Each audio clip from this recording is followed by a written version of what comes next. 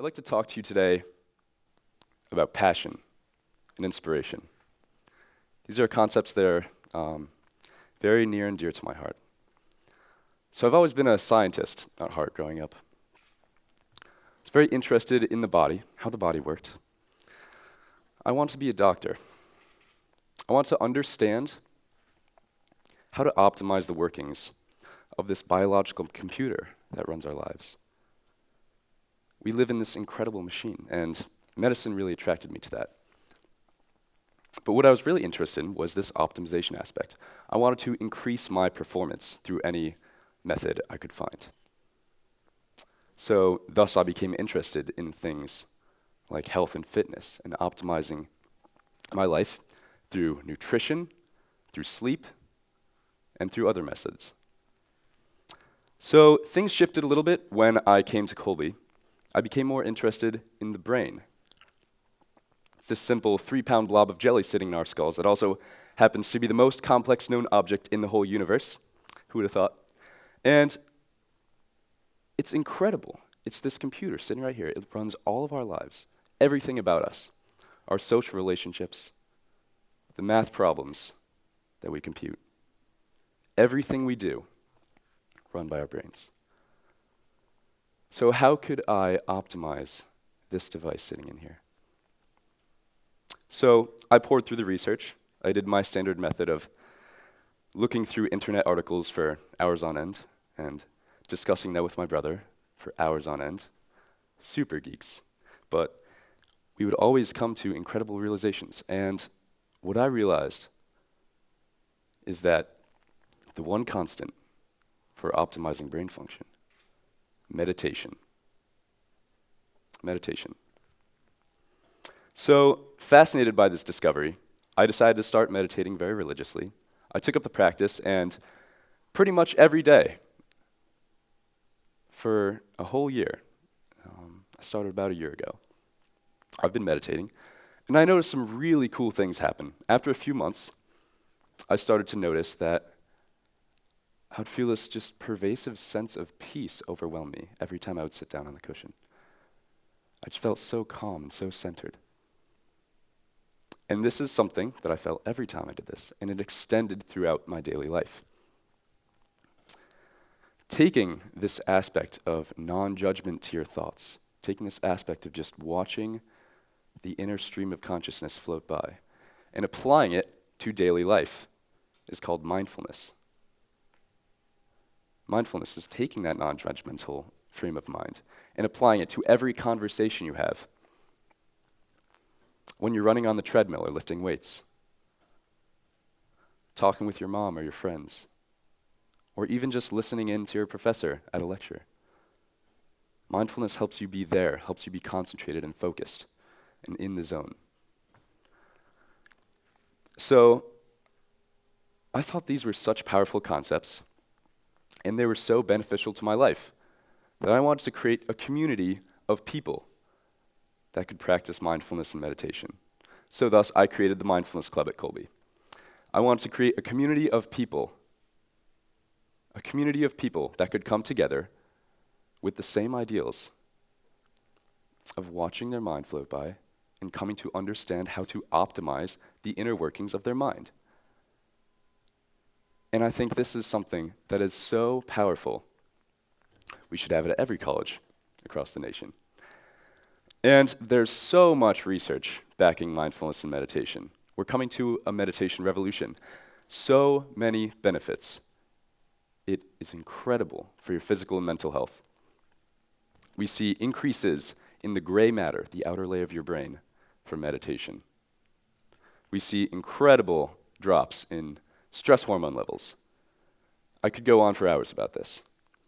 And we also see the same benefits with mindfulness. And we have places like the Greater Good Science Center at UC Berkeley in California investigating these things systematically. Not just mindfulness and meditation, but also characteristics like gratitude, compassion, forgiveness, empathy.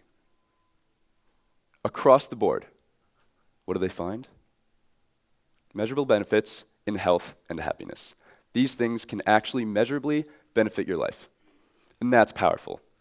So I take a lot of these concepts and some of these practices, and I'd like to combine them all into a term that I like to call self-transcendence. And self-transcendence, it's not just the practices that allow you to come to understand the inner workings of your mind. They're not just practices that allow you to be a scientist of your inner landscape. They're also characteristics like forgiveness, empathy, compassion that I was just talking about. Characteristics that allow you to be a better person and discover what you're drawn towards in life. Discover a deeper aspect of yourself. I think self-transcendence is a really powerful concept. When you understand what ideas you are drawn towards, the people and the places and the ideas that you want to spend more time engaging with, and the people, places, ideas, and websites that you want to spend less time engaging with, you come to a new level in life. You've transcended yourself. You've transcended the limited self that didn't know what was pulling you towards your optimal future. You come to something that takes you to the next level, deconditions you from all the cultural and societal conditioning that limited you, all the people that told you you couldn't do amazing things. You see the opportunities. You see what's coming next. Self-transcendence is a very powerful thing. And it's not just limited to the people who want to use it as a spiritual tool. I mean, I went on a very long and very difficult spiritual journey when I started meditating, and it's led me to incredible realizations about myself. But it doesn't have to have those spiritual connotations. This is a completely secular thing. Yes, it can support any religious practice. We see the commonalities between meditation and prayer, right? But you also have measurable benefits towards all of those physical parameters. It's all about making your life better, allowing you to perform better in life. When you understand how your mind works better through these practices, you can see what you're drawn towards. You can be a more passionate person. You can be more engaged with life. And this is really, really powerful. So we also see that meditation does not just stay in the sectors of people who want to undergo spiritual growth. We also find it in communities of people who are all about optimizing performance in life. I call some of these people biohackers. I would call myself one of them too. People who want to use any method at their disposal to optimize their performance in life, even if that involves a technological innovation.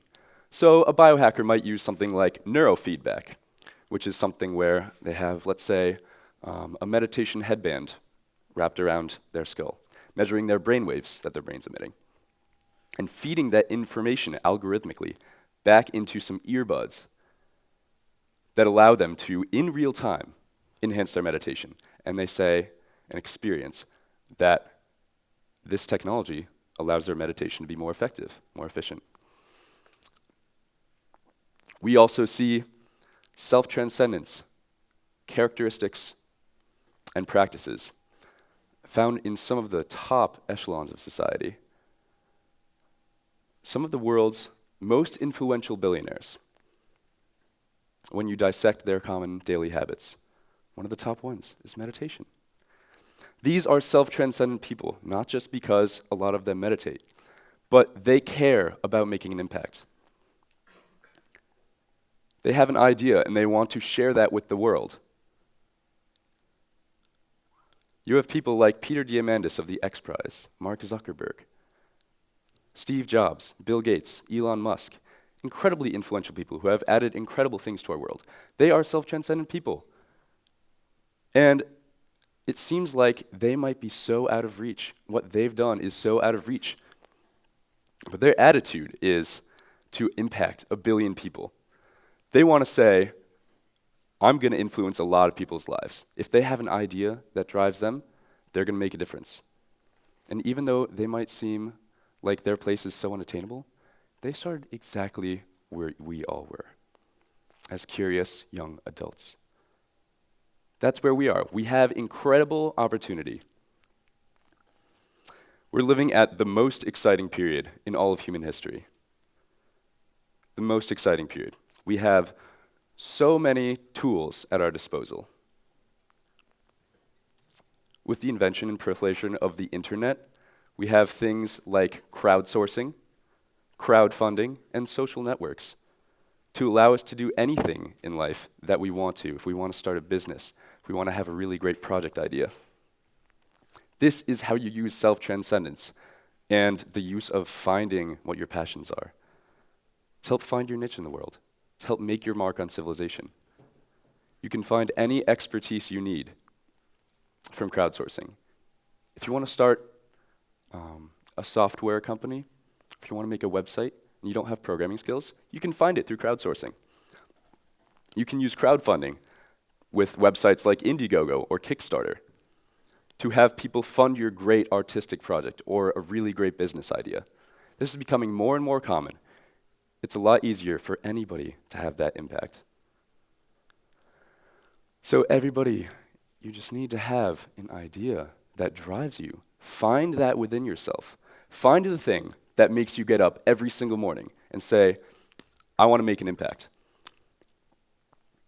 I want to go to sleep tonight thinking, that was a great day. I did something for myself, and I took a step forward in life.